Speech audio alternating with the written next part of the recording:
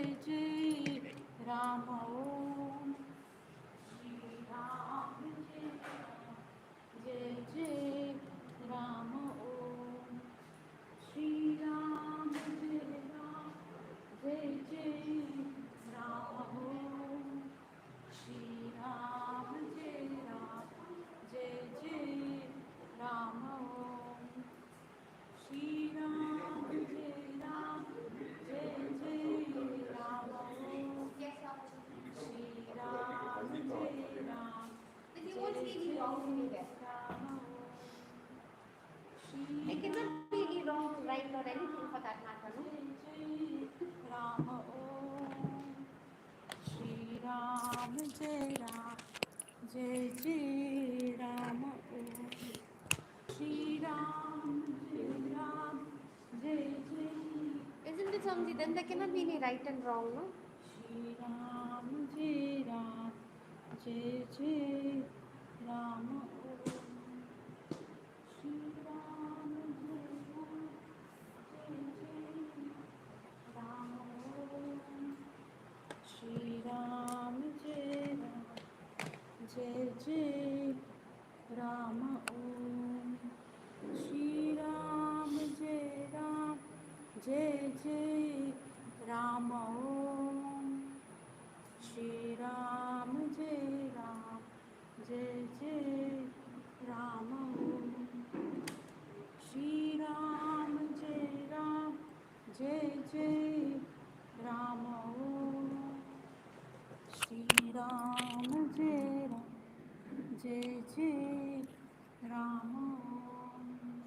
Shri Ram Jai Jai Ram Om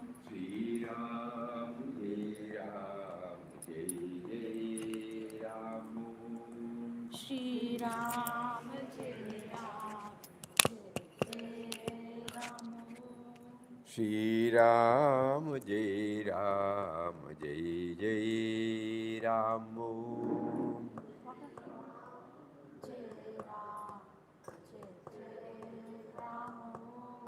Shri Ram Jai Ram Shri Ram Jai Ram Om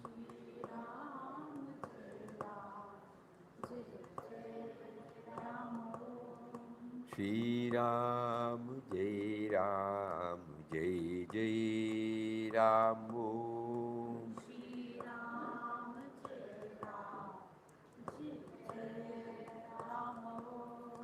Shri Ram Jai Jai Ram Shri Ram Jai Jai Ram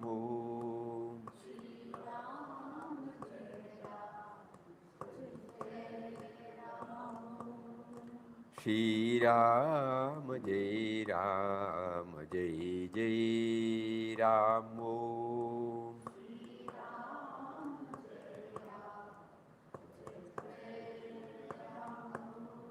Shri Ram Jai Jai Ram Shri Ram Jai Jai Ram Shri Ram Jai Jai Ram Om Shri Ram Jai Ram. Hari Om to everybody.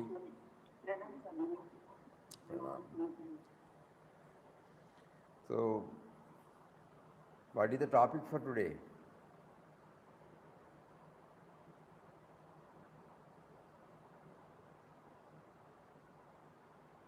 What is right and what is wrong, Swamiji?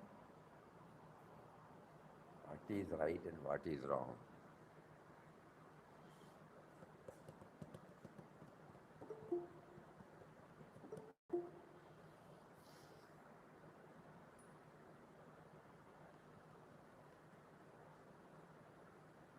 We'll see whether they have got anything.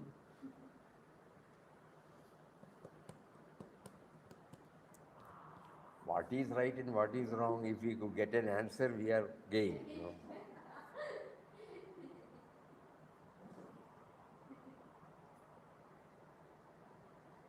Papa had answered that. That which brings in God dimension is right. That which makes us oblivious of God dimension is wrong. But that is a higher standard. No?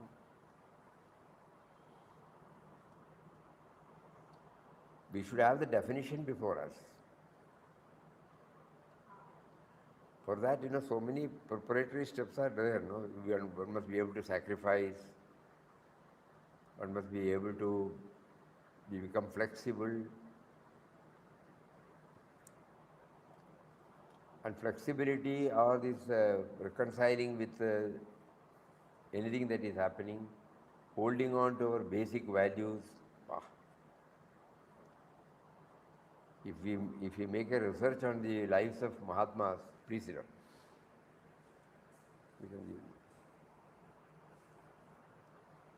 Probably we might get some clues and be tally with our own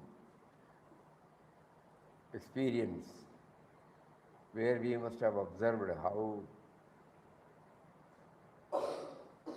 people who have moved to that state or moving toward that, how do they react to events and individuals. Because we cannot have any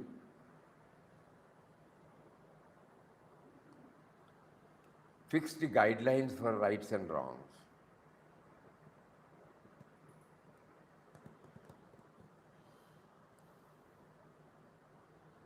Gandhiji, Vinobaji said that only when we become zero, until such time rights and wrongs will be there.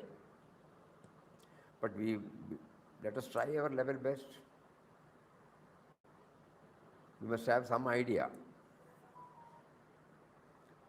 Rights and wrongs, from one standpoint it is right, from other standpoint it is wrong. If we understand that, probably we might get some clues.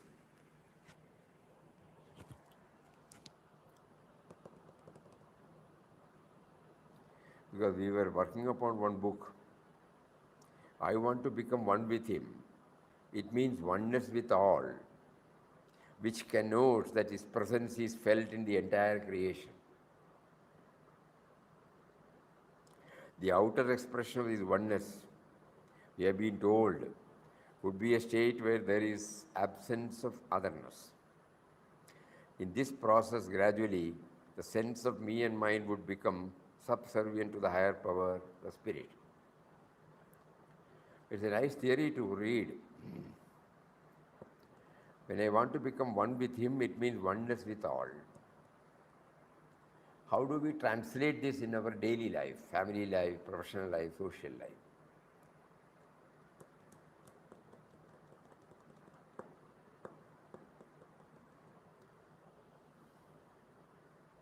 Are we to form some concepts and in order to translate this into our very life, we take to some sadhana like chanting of God's name? Because by chanting God's name, we are trying to remember him, I want to become one with him, it means oneness with all, which connotes that his presence is felt in the entire creation. So the remembrance of God, will it lead us to this absence of otherness? If the mind says yes, then the chanting is a process by which the remembrance is kept. And whenever we fail or forget, whenever we are guided by our mind, whenever we react impulsively, later on at least we will know from our norms, from the norms which we have developed in our mind. It is right, it is wrong. But is it absolutely right and absolutely wrong? Even if somebody says, 100 people come and say that you are wrong, you will not accept it. So unless I become convinced about it, Because our me and mine is very strong. And the me and mine is not purely based on selfish ends. We may be viewing at a broader dimension and then bring out these rights and wrongs, yeah.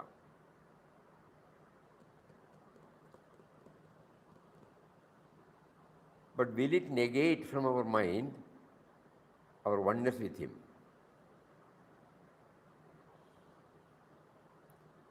So where can we have that yardstick, the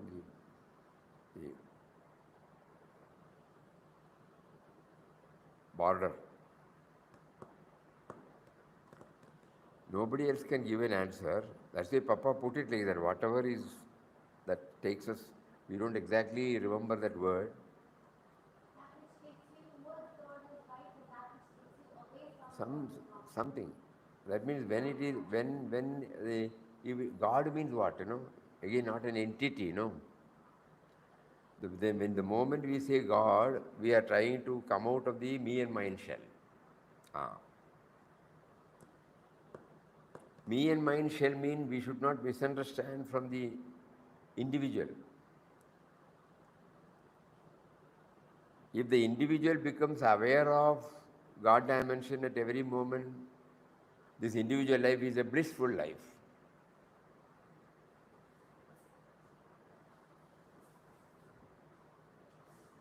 We have seen the lives of many, not only Mahatmas, many people who have excelled, very humble,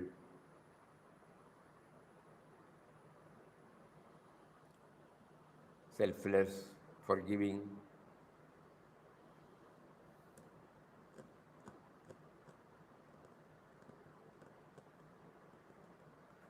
It's a good topic, but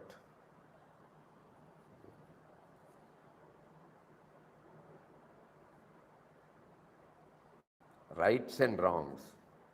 Because if we get make an in-depth study of this right and wrong, definitely our life will become free from inner conflicts.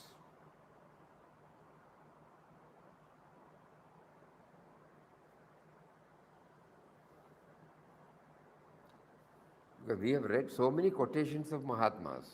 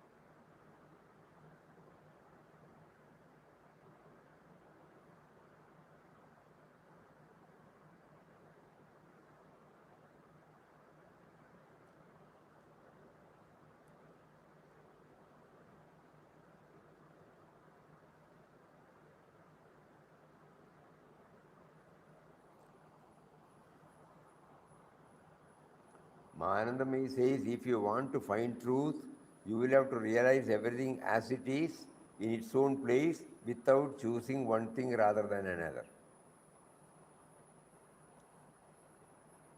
Choiceless. So does it, right and wrong, is it interlinked with this choiceless approach, choiceless awareness?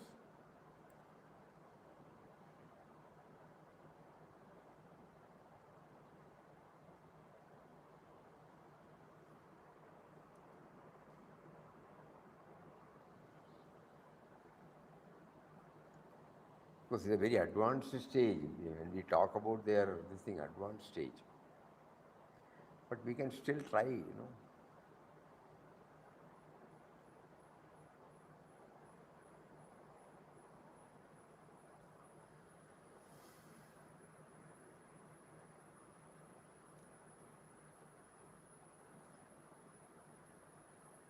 Probably the best guidance will be from our own life.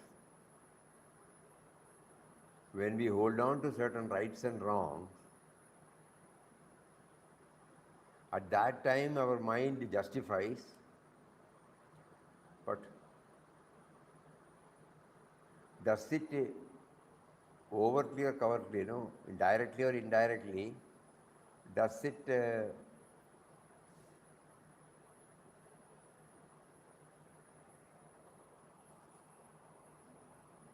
become a hindrance in knowing him in all?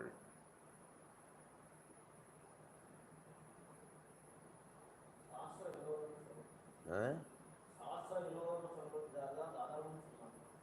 Shastra Viroda, that is very right and wrong. Shastra Viroda, Only when we these do are it. all individually, these are all norms.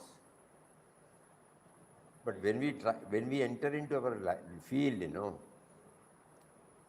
we are trying to view it from the practical point. The dictum or dogmas given by Shastras, it gives us some guidance, that's all. Because it is not, for everybody it may not be practically possible for them to implement this. Long journey. So we are trying to find out how do I define this is right, this is wrong. When masters say anything that is moving towards God is right, anything that moves away from God is wrong, nice to hear, but what is the practical application? That day when I managed the situation, at that time I tried to understand what was the motive factor behind the person's action. It could be one of the reasons. I observed that was diligence was at the No, back of it. that mind justifies, So then logically we see the person is trying to show diligence in that, then we see from their perspective they are right. So when we take our action, we remember that they are trying to do good. So we do. No, the question here is when we say we want to become one with him, we want to become one with all.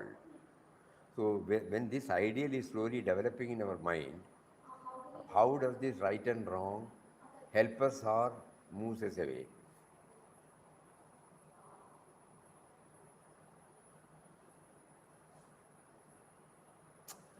Outwardly, you are right.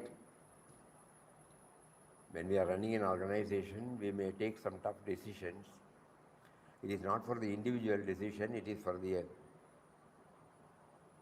institution, dharma of the institution that we take. Everything is all right. That is all right.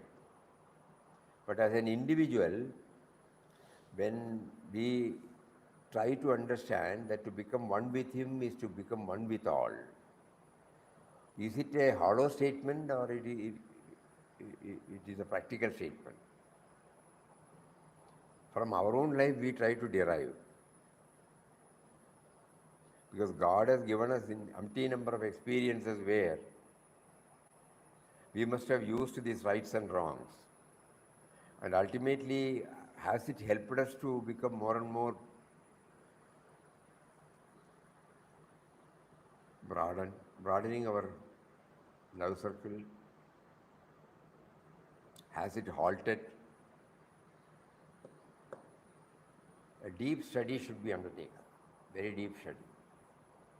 Individually we have to do. There can't be any general guideline for this.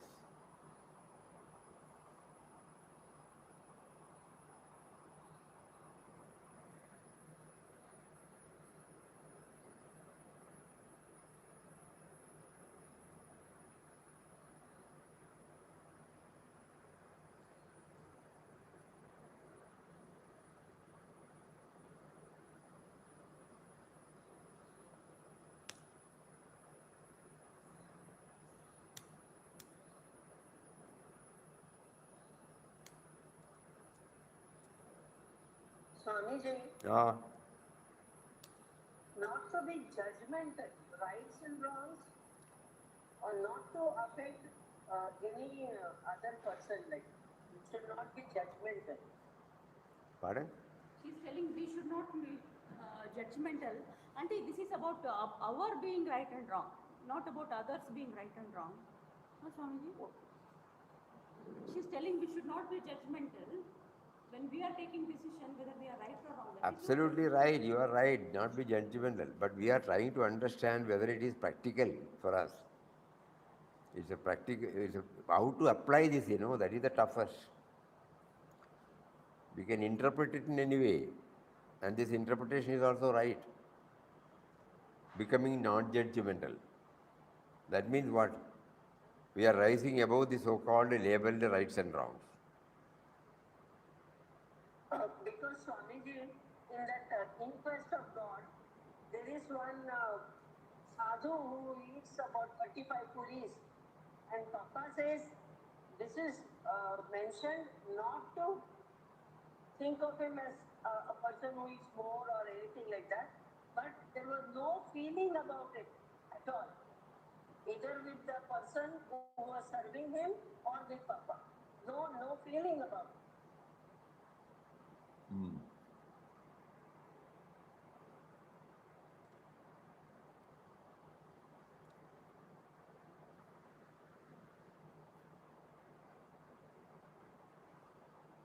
Somebody asked Papa, my eldest son is employed, first daughter is married, second daughter is to be married. I retired in December 1957. We can just carry on. We are not rich. For the last 10 or 12 years, I have been very much interested in scriptures. I have been trying to live a religious life after retirement. I like to read spiritual books and attend religious discourses. My people are against all this. They want me even now to work and earn. The more I earn, the more they spend. Things come to such a pass that I could not but leave that place. I went to the north, visited one or two ashrams there, but the climate did not suit my health. Sometimes food also did not agree with me. In October, I returned to south. I had a vague idea of this ashram and somehow God has brought me here. I am peaceful here. I wish to have your advice as to what I should do in the circumstances and whether my action is right or wrong.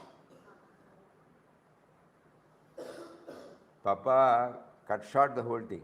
Leave things to God, take His name. He will look after everything. Only remember God.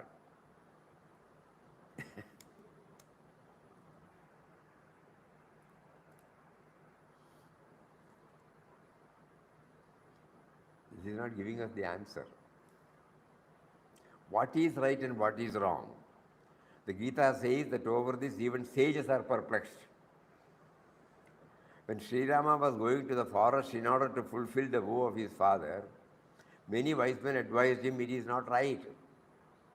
Kaikeyi did it out of jealousy. It is not proper for you to leave the kingdom and go. Sri Rama said no. He did not accept that standard. He said, my father's word must be fulfilled. And he went to the forest with all cheer and joy.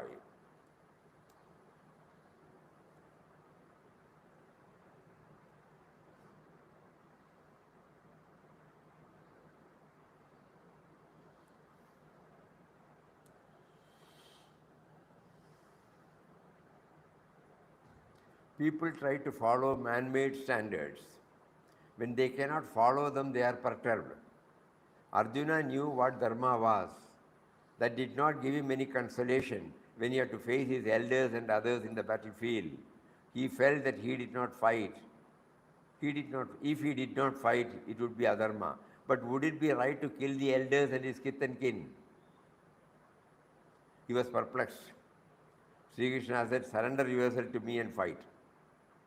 You will be a free soul fighting for Loka Sangraha, for the welfare of the world.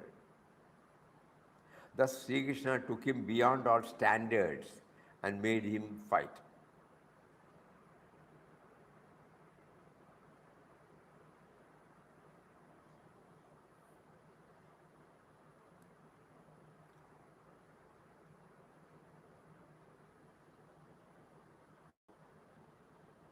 If the karma is done by, this is how we look at it. Every action is followed by a reaction. One should have a clear idea of the right attitude to be taken in life and action.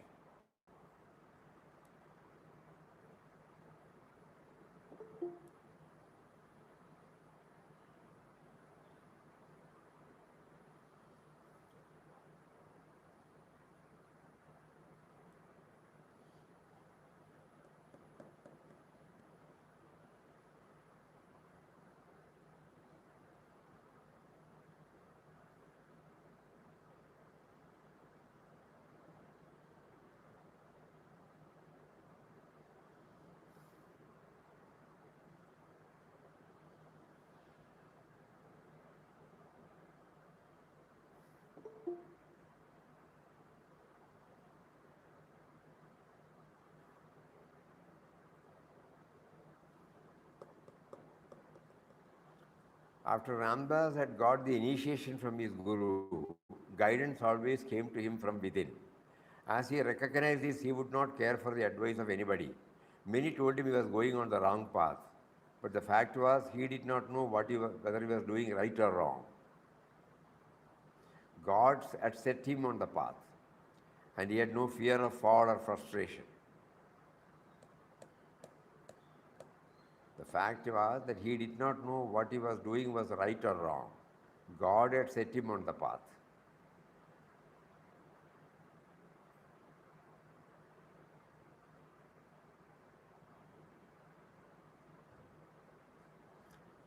One of the devotees, then when he came to ashram, told Papa that you have traveled without tickets, so I am prepared to refund to the railways whatever you owe. Then Papa asked him, so do you think that what Ramdas did was not all right? And he was thinking that he did not mean that. And it's not practically possible how many areas he has gone, that's okay. But that question, it comes back to us again and again.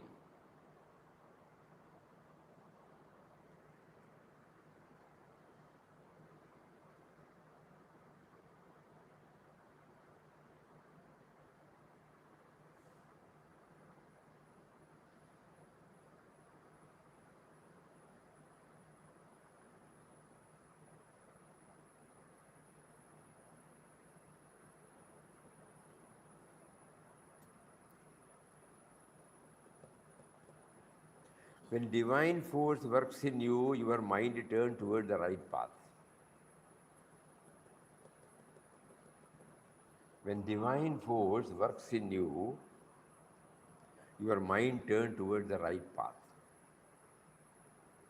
These are all, you have to do a lot of manana.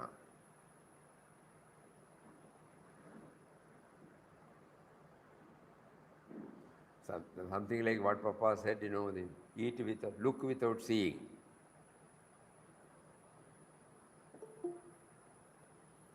Eat without tasting, hear without listening.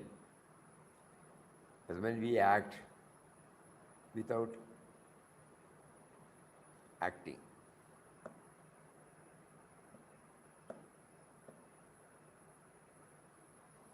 A lot of thinking. Again, let us not interpret in any words. I think Swamiji, from inside we will know it is right. See Swamiji, that police told, no? The police who helped Papa was very sure. From deep inside you will feel you are doing the right thing. To bear any consequence after that.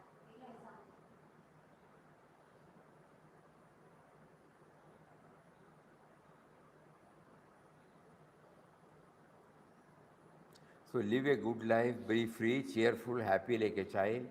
Let your heart flow to everybody in love, compassion and mercy. That is why you are in this world. Why should you bother about your past? Take care of the present. Life is intended to be divinized. You are like animals if you live only for gratification of senses. If you transcend such a life, you rise to the human plane where you avoid what is wrong and do what is right. If you transcend such a life, you rise to the human plane where you avoid what is wrong and do what is right.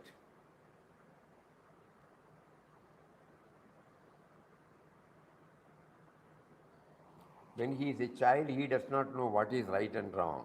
Therefore, how can he be responsible? Papa, if he is a child, he will not do like that.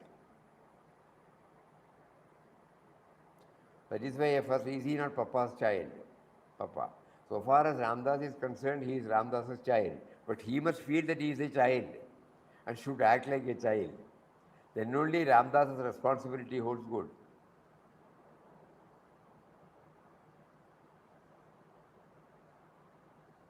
We must become like a child, and then the Father will give us proper protection. To become like a child means to be conscious of being a child. Here, NS has found out a new form of surrender by which he throws all responsibility on Ramdas and he will do whatever he likes. Question: is he not Papa's child? Papa. Who says he is not? Question: then is not all responsibility on Papa, his Guru? Papa. Do you mean to say that Ramdas is responsible even if he robs or kills anybody? For his action, is Ramdas to take the punishment? Question: when he is a child, he does not know what is right and wrong. Therefore, how can he be responsible? Papa. If he is a child, he will not do like that. Question: that is why I asked, is he not Papa's child? Papa. So far as Ramdas is concerned, he is Ramdas's child. But he must feel that he is a child and should act like a child. Then only Ramdas's responsibility holds good.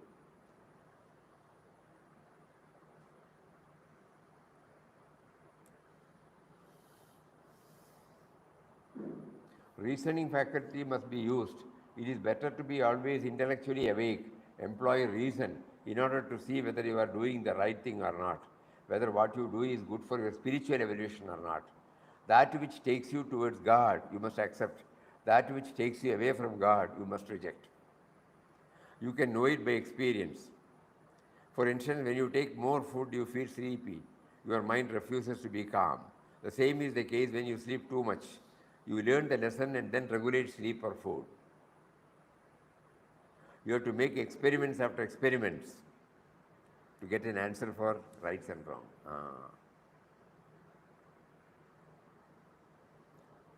You can know it only by experience.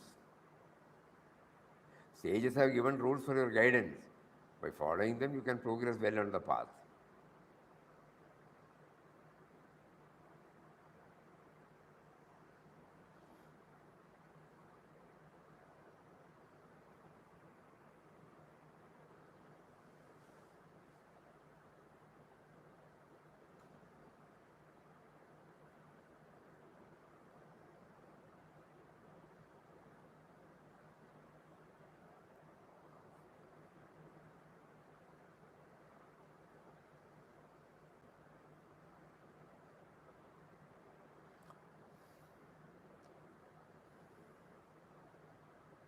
We say that all accepted as right. Hmm? One does not agree with that law. When we say that, everybody agrees. He's telling if majority people agree that is right, if majority don't agree that is wrong. If one does not agree, No, we are talking about, we are not generalizing for a spiritual aspirant. For a spiritual, because here the norms are, we have been told, moving towards God, away from God. Then the conflict comes, inside. For others, they have not been given this dimension, so they can carry on with the rights and wrongs. Nothing wrong in it. Those who are on this path, where we have to every moment feel that whatever situations are there before us, it is a test. It's a test meted out to us. Whether we are bringing the God dimension in activities, God dimension also we can define in our own way. So this is the question here. We are not asking everybody to follow the, no, it's not possible. Each one's rights and wrongs will be there and they will get fine-tuned. And ultimately when they know that God is the ultimate dispenser, slowly we start moving toward that. We may fail, we may forget, we may fail, we may forget. And the surrender slowly, attitude of surrender, compromising, reconciling, slowly it takes place in us. So here the question is put to a spiritual aspirant.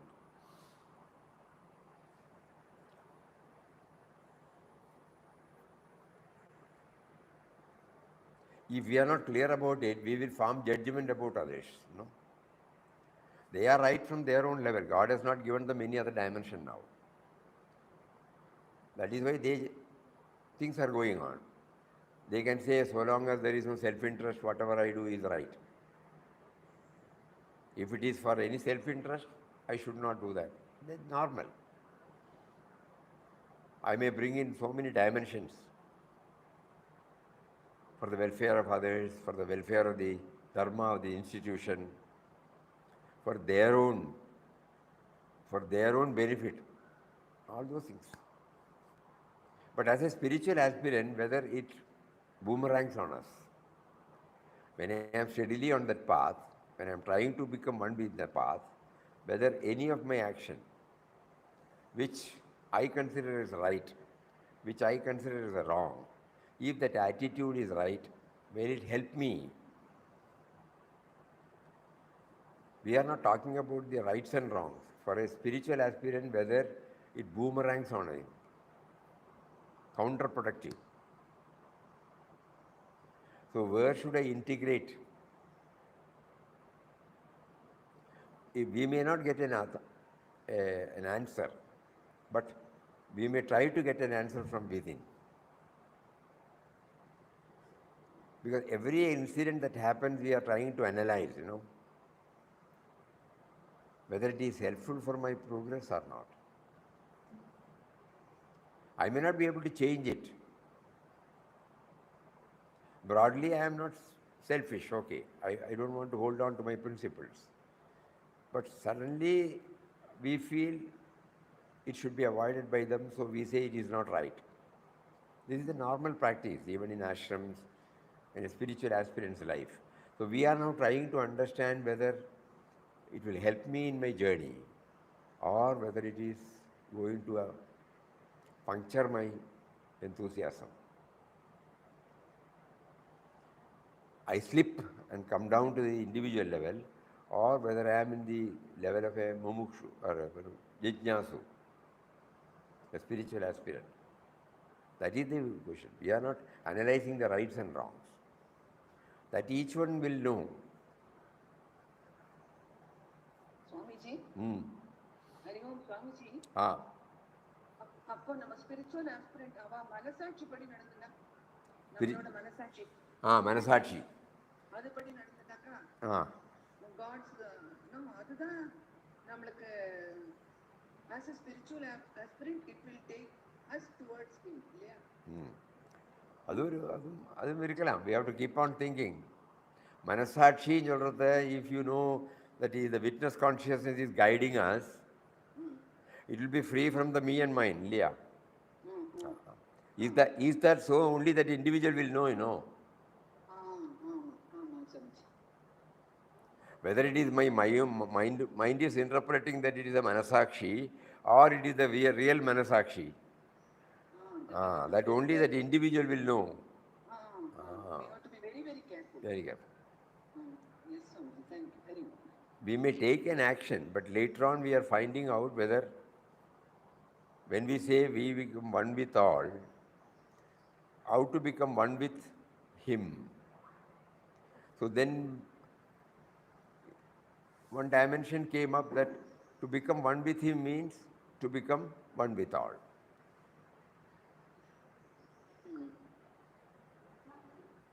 You had given me this quotation once. Will this hold good in this situation too? This Swamiji had given me long back. Will this hold good in this situation too?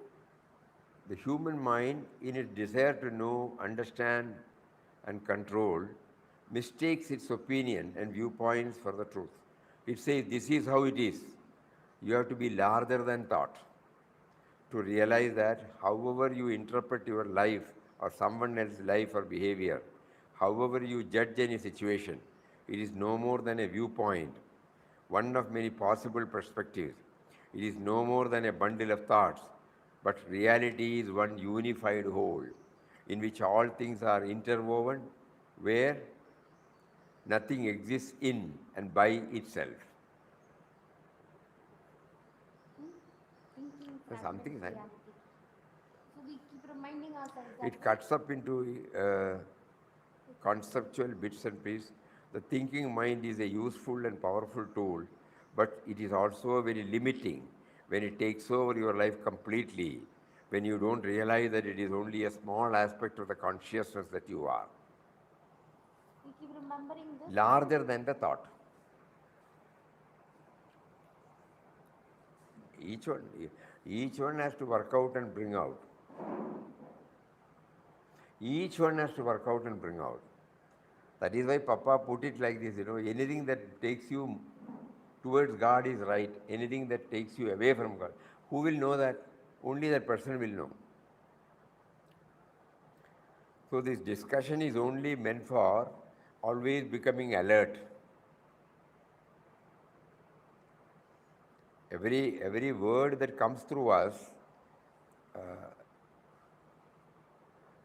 we take it that it is a move towards Him.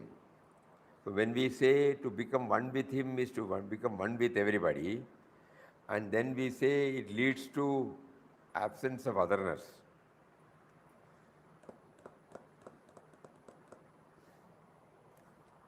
In that context, whether rights and wrongs are to be reinterpreted.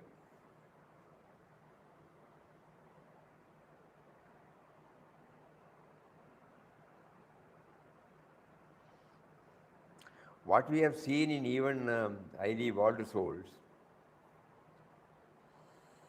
normally they reconcile with everything. Okay, they allow everybody to do what. But there are moments when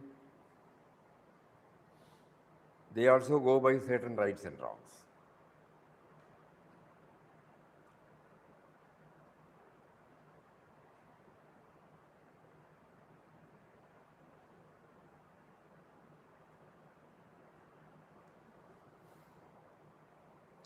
So what do we do? I don't think we will get a clear-cut line of. It is a process of evolution. And a stage will come when we realize that whatever we do or think, it should be larger than our viewpoint. That's all. It is a viewpoint, this particular statement says, it's one of the few viewpoints. It can't be the absolute one. It can't be the final one.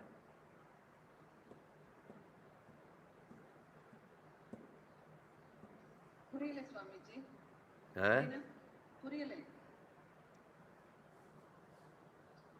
When we are normally prompted by our norms, everyone has got a norm in their mind, rights and wrongs. When we go along with that,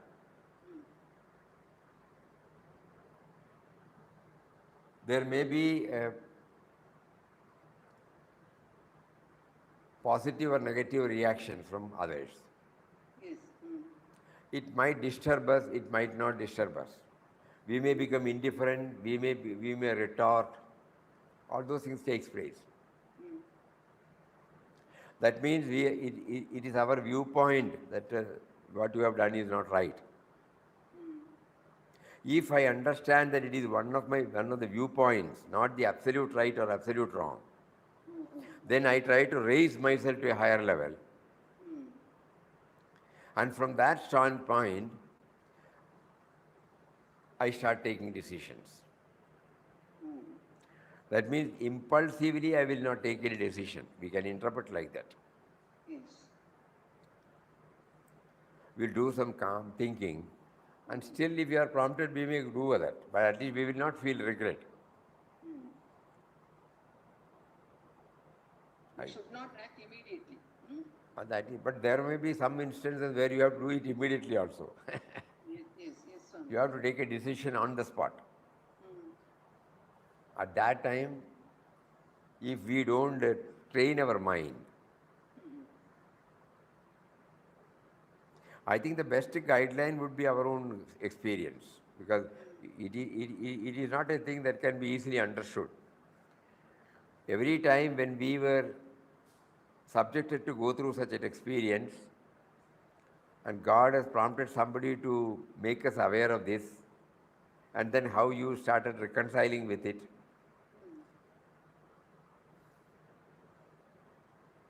and then you would have changed your norm then.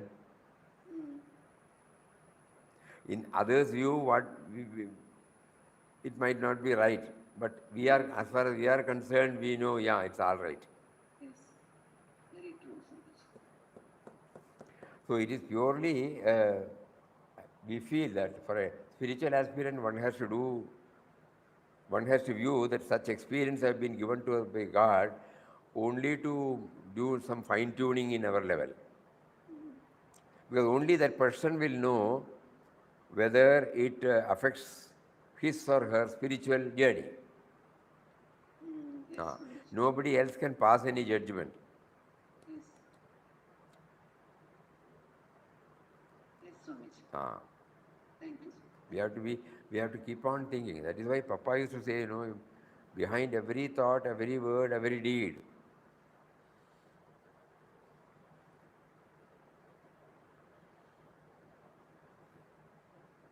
again we repeat, this is only for committed spiritual aspirants,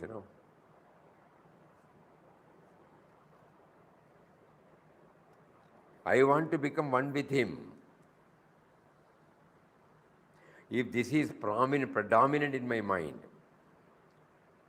he guides us to the next step.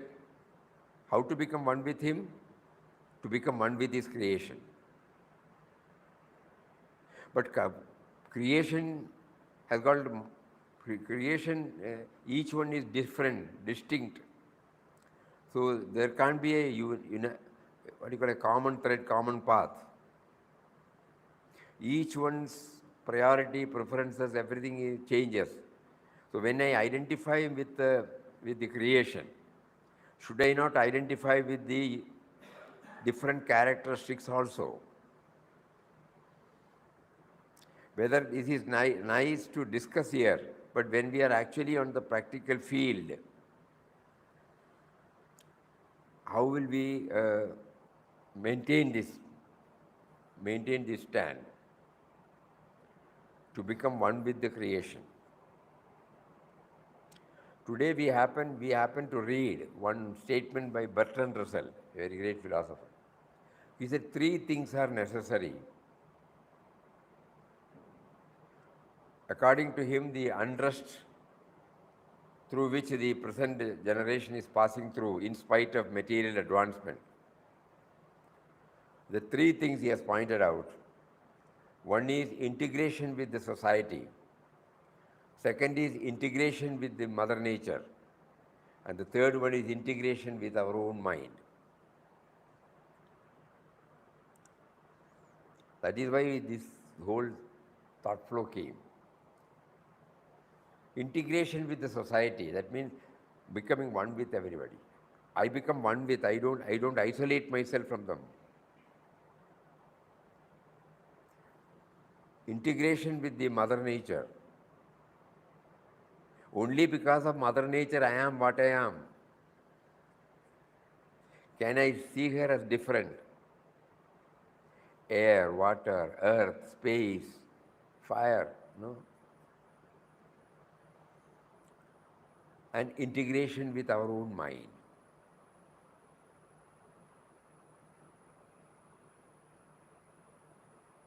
So who is to integrate with our own mind, no? So that is how he leaves it to everybody to think. So the best norms would be to go back to our own experience, which stand out in our memory, and then we try to learn this.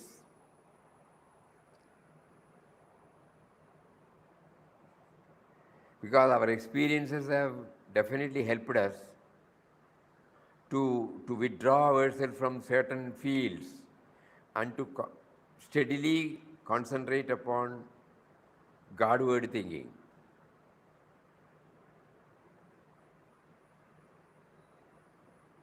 Think. So he has been leading us. To a very great extent, he has made us to get convinced about this principle, that whatever thought, whatever word, whatever act I do, it should be God-centered. I may not be able to hold on, but I know that it should be God-centered, God-centered, God-centered, not otherwise. So that much every one of us have That clarity is there. But we would not have been able to live up to it. So then God gives us severe tests. And then through the test, He makes us to think about it.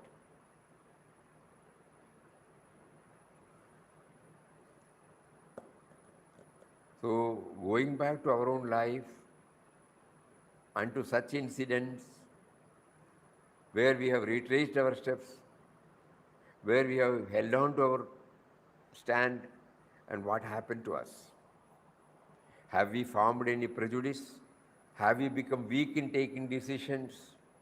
Have been weak in holding on to the righteous side, which is necessary for the well-being of not only individual, well-being of the society, well-being of the family, well-being of the institution? This is something on which we have to keep on. And like,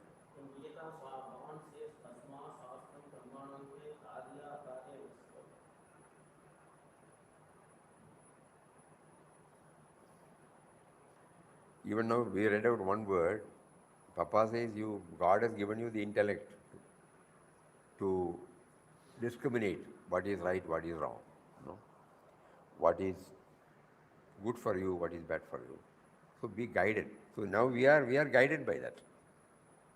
Whether our actions are in line with that, suddenly the me and mind peeps in and interpret, or whether it is on the right path. So each experience He makes us to go through that experience. Every moment. And what is its reaction to our sadhana? That only that person will know, no?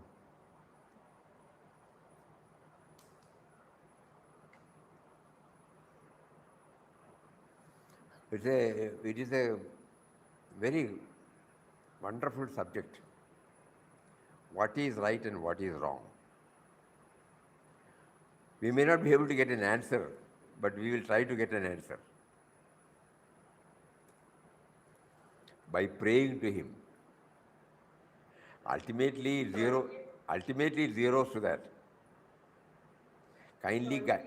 My doubt is there cannot be a straight-jacketed answer as what is right and what is wrong. There It cannot has be to a fixed situation- answer. There cannot be a fixed answer.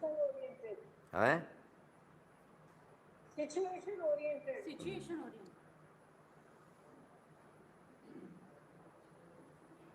What is right in one situation may not be right in another situation. Quite right. No, here we are not discussing that. We are discussing whether the rights and wrongs we have knowingly or unknowingly developed. Is it helping us towards our move towards Him, or is it blocking us unknowingly?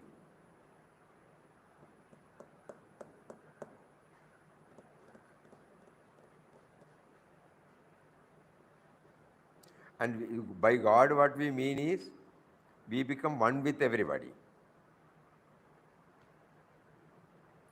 Theoretically, we can say the rights and wrongs comes from the individual standpoint. That means when the individual is not one with, one with everybody.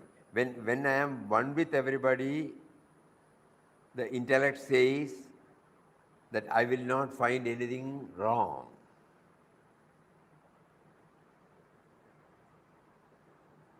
That is nice to discuss like this, but when I am on the practical field,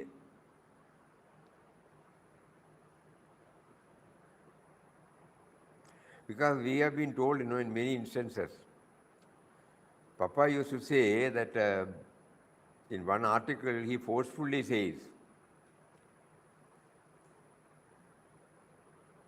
under the banner of spirituality, if you sit quiet, it is cowardice, he says. Very, very, very sharp attack.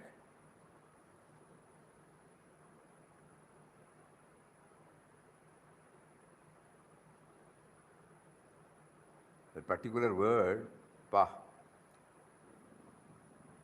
So that is also confusing.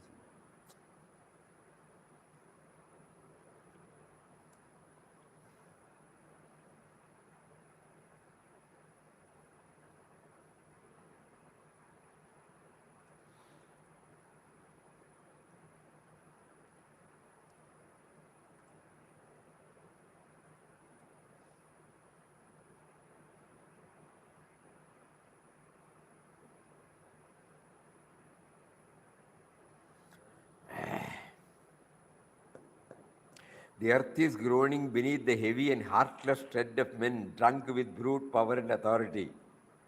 A tame philosophy of flowery words and smooth phrases is not the demand of the time spirit. Its message is a call for concerted action, charged with firmness and determination. To set up this malevolent force and then sit quiet, taking refuge in the cult of non-violence and non-resistance, is sheer imprudence and cowardice.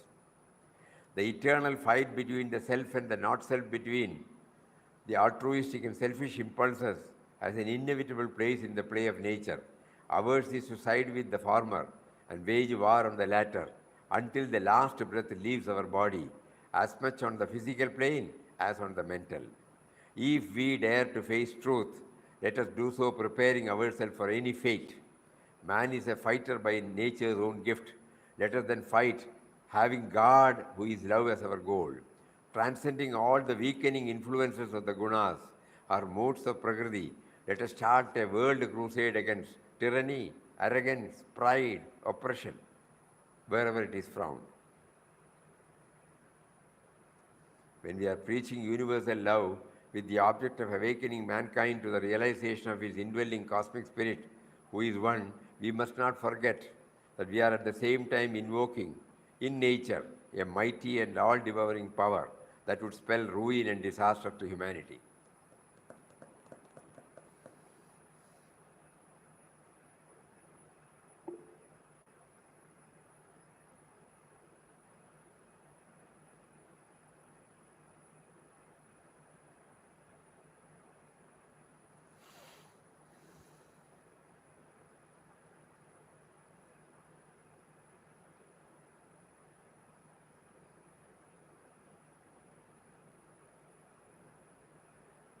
Love is impersonal in that article. Love is a double-faced truth in which both the creative and destructive elements are combined. If we give deep thoughts to understand the psychology of love, we cannot but arrive at the conclusion that it is the very nature of love to build up a wall of protection on the one hand, and to simultaneously break down and demolish objects and things on the other, for providing materials out of which alone the wall could be constructed. So it must be conceded that creation and destruction are concomitant and indivisible aspects of the same primal force. Creation means destruction, destruction is synonymous with creation. In other words, nothing can be created without destruction, nothing can be destroyed without a new creation. So something for all of us to think deeply and go back to our own life, so that where God has given us enough opportunities for us to observe and learn from certain experience, and then we will give the label until we are above the labeling. Finally, we have to go beyond the labeling, but until we reach that, there will be some labeling, and that what should be that labeling?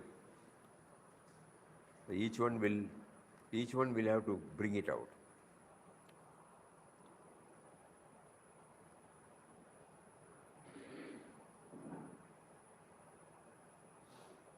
When somebody stealthily plucked a coconut, the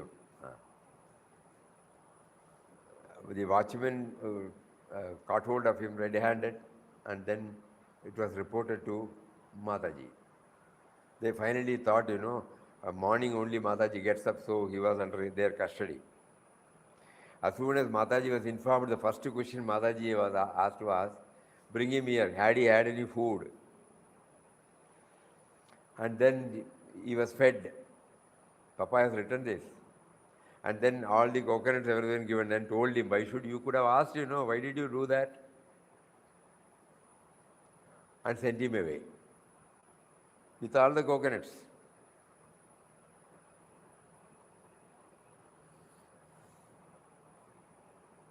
But she has reached that stage. We are trying to implement that without reaching that stage. To her, there was no question of rights and wrongs. An immature act, that's all. So she was able to raise herself to that level and see, because of immaturity, He could have come and asked, I want 2 or 3 coconuts, you would have given. But normal life, we interpret he is a thief, we have to punish him. Otherwise, how can the society survive? All those things will come.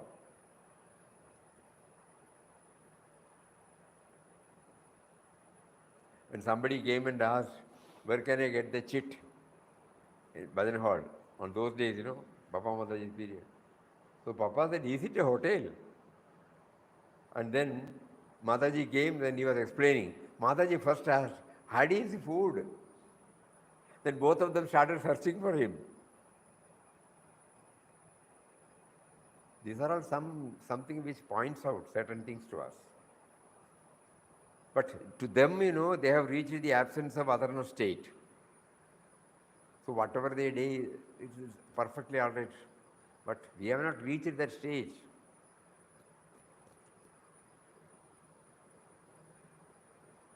So we are trying to act like a person, like a soul who has reached that stage.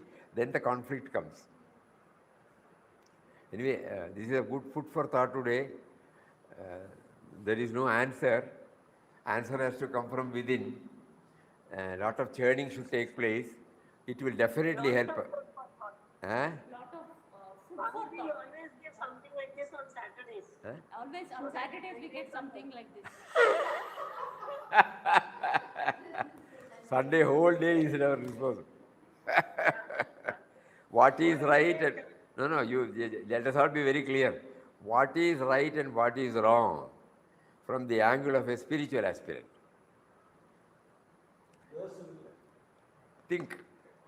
There is no absolute right or absolute wrong, but let us try to get some answer because we are in Vyavahara, no? We are not away from Vyavahara. So as you said, whole day, tomorrow the whole day, day after tomorrow till 3 o'clock, we have got the time. Let us see what action we move. More on this on Monday. Hari Om. Om Shri Ram Jai Ram Jai Jai Ram Om.